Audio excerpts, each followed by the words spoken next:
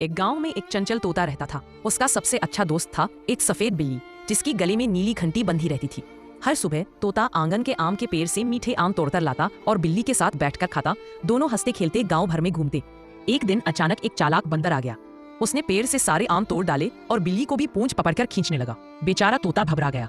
तभी समझदार बिल्ली म्याऊं म्याऊं करके बोली, डर मत दोस्त, मैंने अभी अभी फायर ब्रिगेड अंकल को बुला लिया है। कुछ ही देर में फायर ब्रिगेड अंकल गाड़ी लेकर आए और बंदर को पकड़कर दूर ले गए।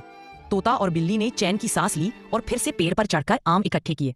अंत में तोता कैमरे की ओर देखकर बोला, दोस्तों, अगर हमारी कहानी अच्छी लगी हो तो लाइक और सब्सक्राइब करना मत भूलना।